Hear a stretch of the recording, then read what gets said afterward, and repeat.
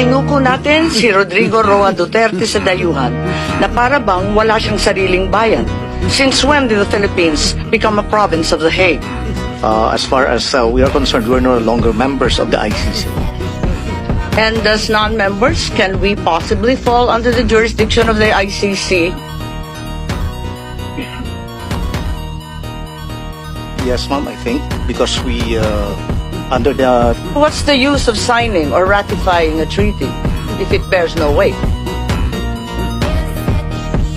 Nagsalita po ang ating mahal na Secretary John Vic na ang nagplano po rito, o yung pagkaintindi namin, itong apat na pinangalanan ang siyang nagplano. I said it was not me. There were other people in the room, but we did not discuss any plans of any arrest. Oh, really, huh? And was that the plan from the very Yes, from the beginning? very What was, and who was really on top of this? Ikaw ho ba nagplano ng lahat ng ito? Hindi naman. It was a group effort. Secretary Chidoro was there, Secretary Anyong was there too, and the President and I. Sinabi ninyo na hindi kayo mag-isa na nagplano, kundi isang There was no grupo. planning, ma'am. Pero yun ang sabi eh. I said, hindi ako nagplano. Marami May kaming- isang grupo na Ang- nagplano. We were all talking about a rumor, ma'am, and that was all. Rumor lang yon. Yes, ma'am. Group effort ang sabi mo eh. Pero para lamang sa kaprasong chismis, magtitipon-tipon pa yung mga sekretary ng kabinete. Nakakatuwa naman. Call it what you may, ma'am. Walang magawa. The only information we got was the words of the former president in Hong Kong.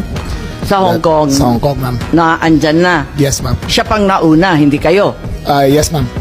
Nakakatuwa, ano? Meron po tinatawag na red diffusion, blue diffusion. May kulay ba ito? Yung pinadala sa atin, anong kulay ng diffusion? Ito po ay wanted person diffusion. So, walang red notice.